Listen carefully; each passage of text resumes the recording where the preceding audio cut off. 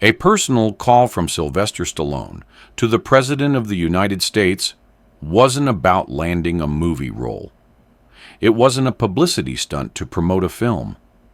It was about fighting for a man who could no longer speak for himself. A forgotten legend, silenced not by history, but by the color of his skin.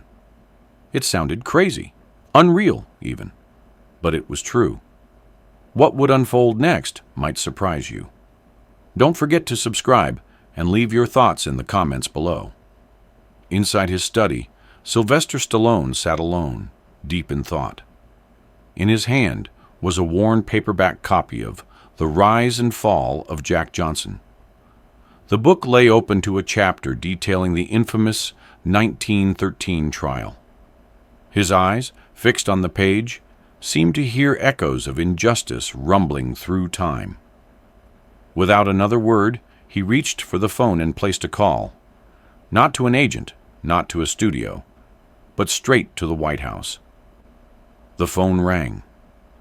In the West Wing, a senior aide entered the Oval Office with urgency. "Mr. President, you've got a personal call from Sylvester Stallone." Trump, looking up with a mix of curiosity and amusement, quipped, "Rocky?" Put him through. "Sly," Trump said, chuckling.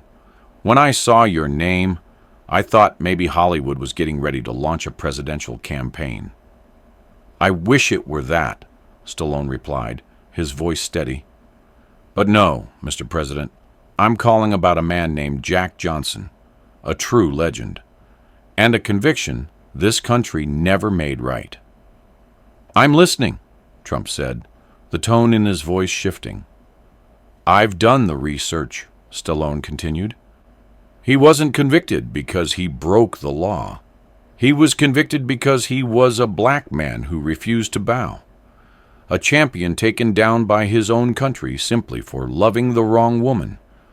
That stain, I believe you're the one man who could wipe it clean." Trump didn't hesitate. "All right," he said, "let's see it through." The call ended. A few days later, Stallone arrived at the White House. The lawn outside buzzed with energy. Dignitaries, athletes, and journalists gathered for an upcoming ceremony honoring America's greatest sports figures. Champions not only of competition, but of legacy. But Stallone hadn't come for a medal. He wasn't there to receive recognition that afternoon in his own name. He stood apart because something inside him had shifted. A burden he had carried for decades was finally ready to be passed on.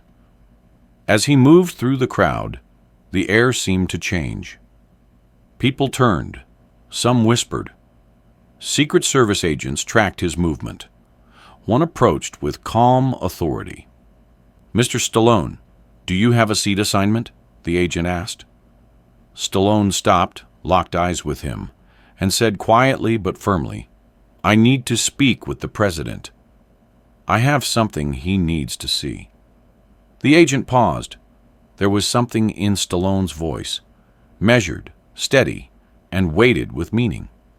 He nodded, tapped his earpiece, and within moments, the message was passed down the line. From the podium, President Trump paused mid-sentence as an aide leaned in and whispered. Trump turned, looked toward the crowd, and spotted the figure now standing still near the front. "Ladies and gentlemen," Trump said, stepping aside from the podium, "we have a very special guest with us today." He gestured with a warm wave. "Mr. Stallone, would you join me up here?" Stallone stepped up. He looked out across the lawn for a brief moment before turning toward the president. His voice, though quiet, carried effortlessly. "Thank you for your remarks today, Mr. President. But I'm not here for myself. I'm here because there's a man who never got justice. And I believe now, maybe for the first time, this country is ready to hear his name." He reached inside his coat and produced a weathered envelope. "Jack Johnson, the first black heavyweight champion. Convicted not for what he did, but for who he was. This envelope holds part of his story. I've carried it for a long time. Maybe now it's time for this country to carry it too. Trump took the envelope with uncommon care. His demeanor shifted. "You're sure?" he asked. "You never opened it?" Stallone shook his head. "It wasn't meant for me. I've just been keeping it safe." Trump nodded, solemn. "Then I'll read it. Tonight. And I'll listen to whatever it has to say." That night, long after the event had ended, and the lawn stood silent beneath the stars, President Trump sat alone in the quiet sanctuary of the White House Library. A warm, wood-paneled room, lit only by the soft glow of a desk lamp. The envelope rested beside him, its paper brittle with time. Slowly, he broke the seal and unfolded the contents. Inside was a handwritten letter, in neat cursive on ivory stationery, dated and signed. The ink had faded slightly, but the words were clear.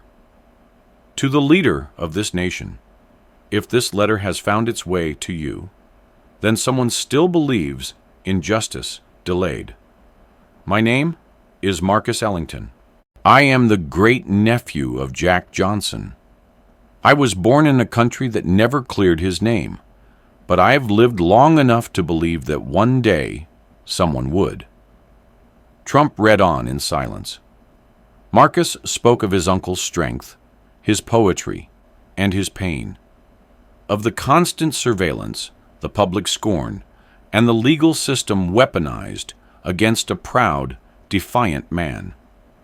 He described how Jack Johnson was followed by federal agents, dragged into courtrooms under flimsy charges, and branded a criminal for loving freely. My uncle died with a record, the letter read, but without shame. He forgave this country, even when it would not forgive him.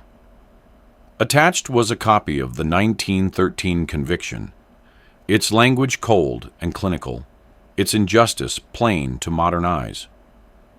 At the bottom, Marcus had written a single line by hand. He didn't break the law.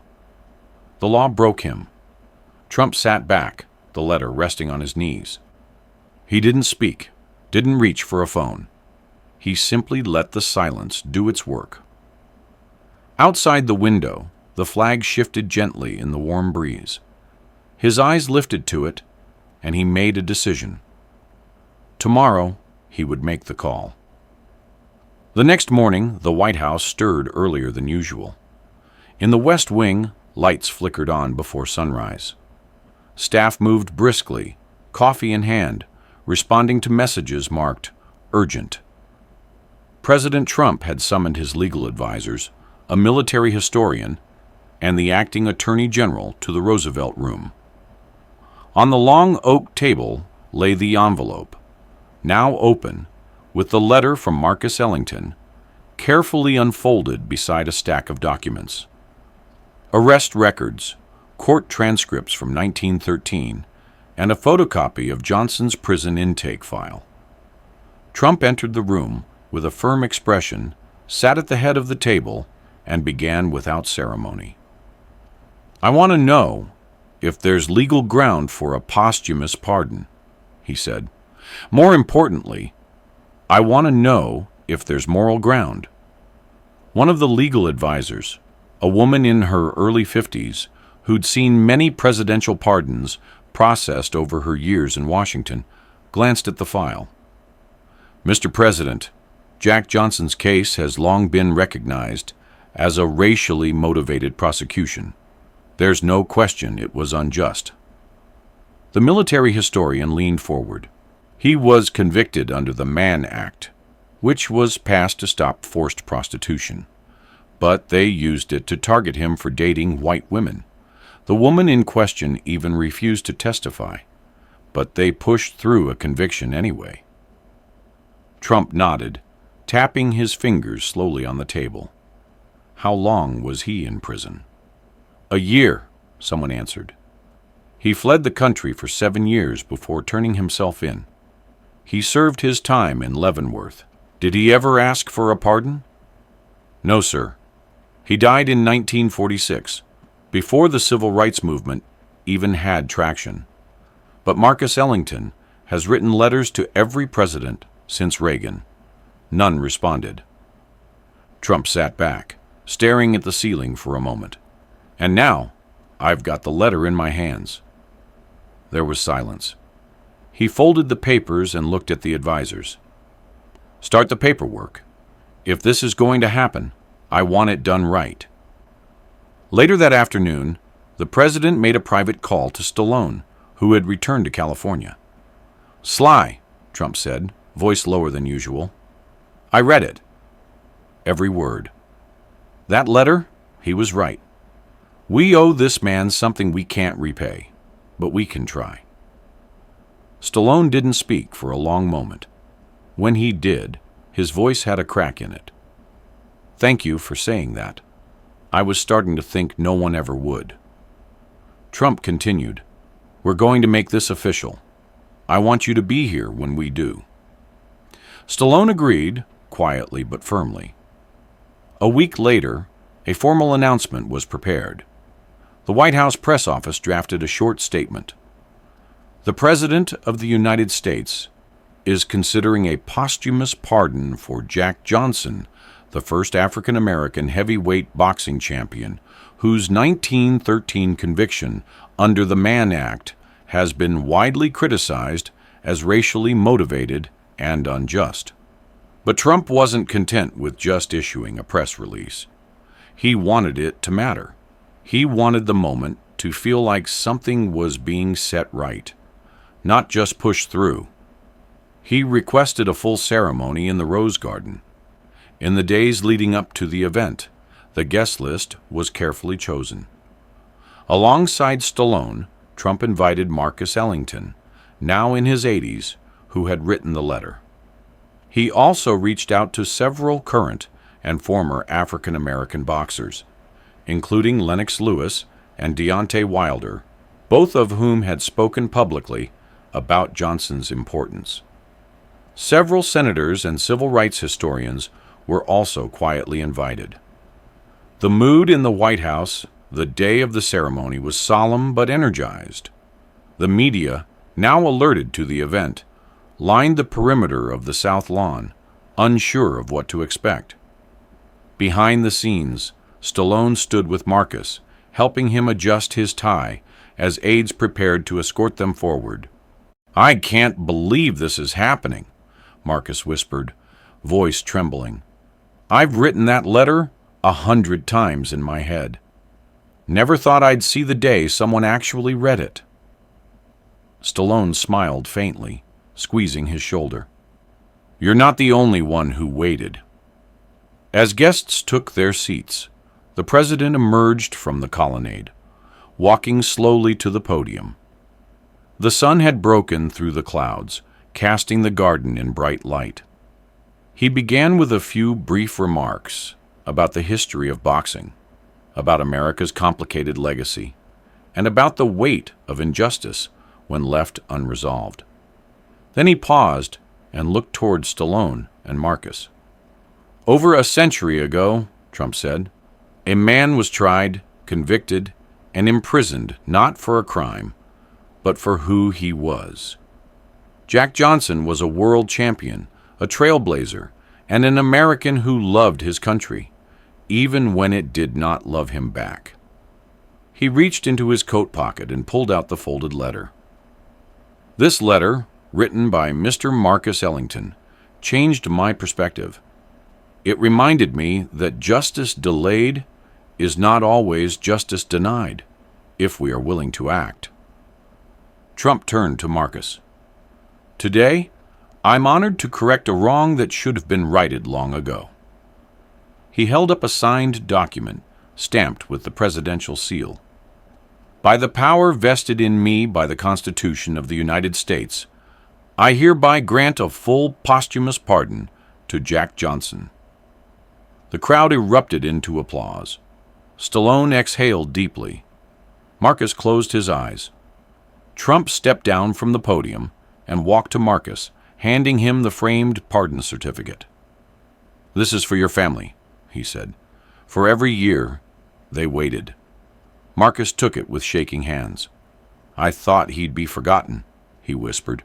"But now, maybe he'll be remembered for what he truly was, a fighter and a man." As the applause settled, Trump turned to Stallone. "And to you," he said, "for carrying this story forward, for believing it mattered. You have my thanks." Stallone nodded, overwhelmed, unable to speak. The cameras clicked, but the moment didn't feel like a press event. It felt like history taking a breath.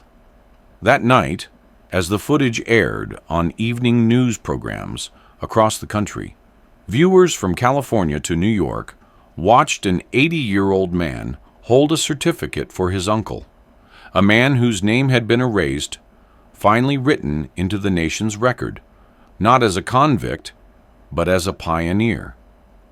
Letters began pouring into the White House. Messages from boxing gyms in Detroit, community centers in Atlanta, veterans in Kansas, and retired teachers in Chicago. One message from a man in Birmingham read simply, "My grandfather told me about Jack Johnson. Today, I watched America tell a different ending to his story." In Los Angeles, Stallone received a phone call from a teenage amateur boxer from Philadelphia.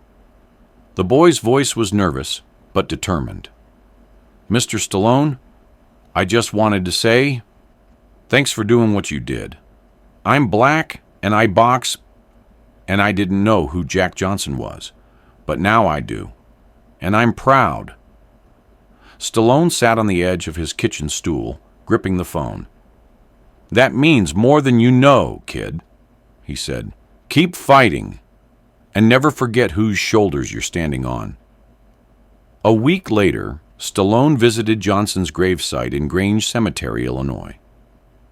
The air was quiet, the grass still damp from spring rain. He carried with him a small American flag, which he placed beside the headstone, and a copy of the presidential pardon, sealed in plastic. "Took a while," he murmured, "but they finally heard you." He stood in silence for a while, letting the breeze move past, and as he turned to leave, he felt something lift, not from the ground, but from somewhere deeper. Justice, it seemed, had finally landed a clean punch. In the weeks that followed the pardon, the story of Jack Johnson returned to the national conversation, not as a footnote in a forgotten chapter, but as a symbol of how redemption, though delayed, could still arrive with dignity. News outlets from NPR to CBS ran features on Johnson's career, detailing his rise from the cotton fields of Galveston, Texas, to the crown of the boxing world. High school history teachers updated their lesson plans. Civic centers and boxing clubs began displaying portraits of Johnson next to Ali and Lewis, as if the record books had suddenly remembered to breathe. What had once been a shadowed legacy now stood in the sunlight, because a letter had finally reached the right hands. Sylvester Stallone, never one to court publicity for causes, found himself invited to speak at sports banquets, memorials, and television panels. He declined most of them. To him, the mission had been personal. He hadn't done it for interviews or headlines. He had done it because something about Jack Johnson had spoken to the fighter in him. Not the actor, but the man who had tasted rejection, who had been underestimated, who had fought, not with fists, but with persistence. Still, there were some invitations he could not ignore. One came from a small college in Georgia, an HBCU, with a proud athletic tradition and a modest campus boxing gym. The students had organized a Legacy of Champions symposium, and they asked Stallone to be their closing speaker. When he arrived, the auditorium was packed. Some were there because of the movies. Others had come because of what he had helped do for Jack Johnson. The crowd, mostly young, listened in respectful silence as he stood at the podium and looked out over the sea of hopeful faces. "You all have more power than you think," he began. "When I was starting out, people told me I wasn't good enough, not pretty enough, not smart enough. Jack Johnson, he didn't just hear that. He lived it every day. And yet, he didn't step back. He stepped in, over and over again." He paused, letting the room settle. Sometimes it takes 100 years to fix something that was broken in one, but it's never too late to start. The audience rose in a standing ovation, not just for the speech, but for the truth of it. After the event, a young woman in boxing gloves approached him.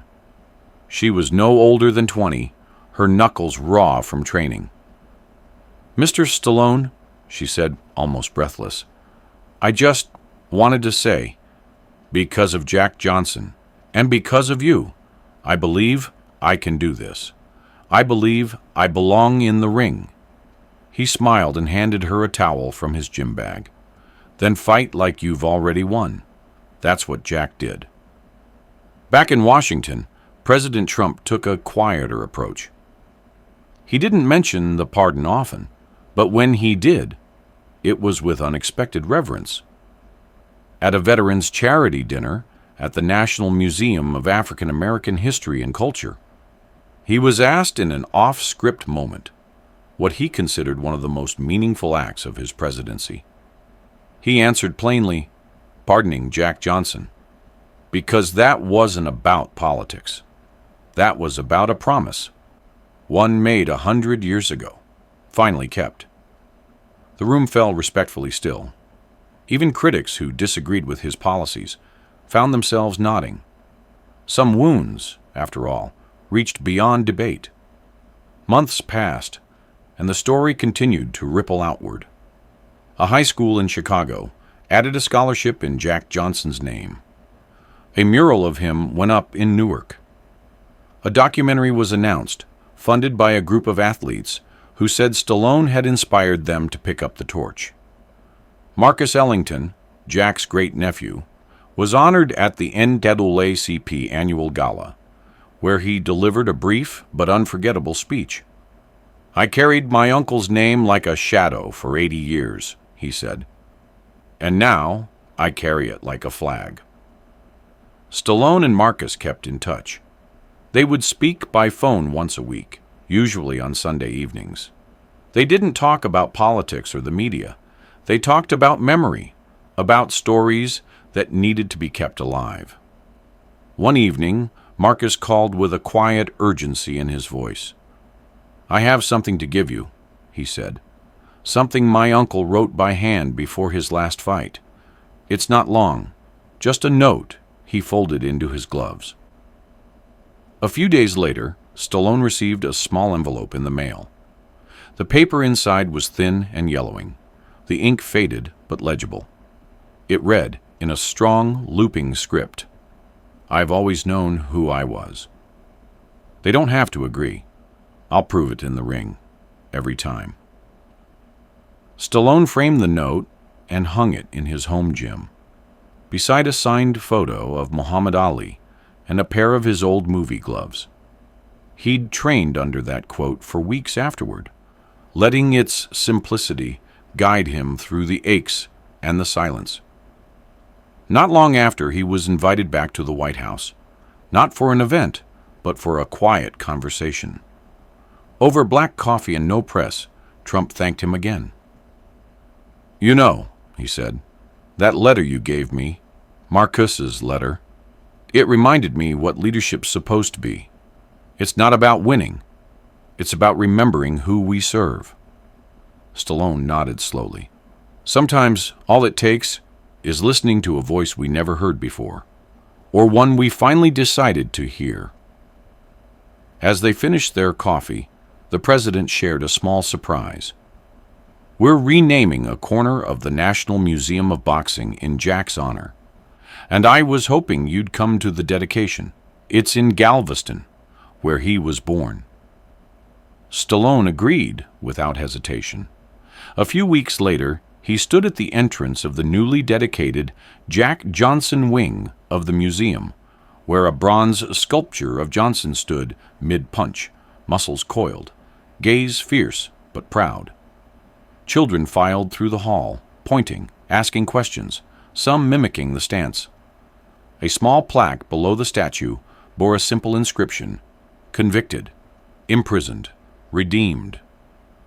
As Stallone wandered through the exhibit, he paused beside a display case that held Johnson's gloves, his robe, and a small, tattered passport with stamps from Havana, Paris, Johannesburg. The man had traveled the world when his own country refused to claim him. Now, it seemed, the country was finally reaching back. That evening, at the hotel bar, a man in his 60s approached Stallone. He was lean, tall, wearing a coach's jacket from a Louisiana youth boxing club. "You don't know me," he said, "but I've trained fighters for 40 years. Black, white, Latino, doesn't matter. But none of them knew who Jack Johnson was until a few months ago. Now, he's the reason half of them show up early to train." Stallone smiled. "That's the kind of punch you don't see coming," he said. The coach laughed, then turned serious. "You did something big, sir, for all of us." As the evening wound down, Stallone stepped outside onto the beach.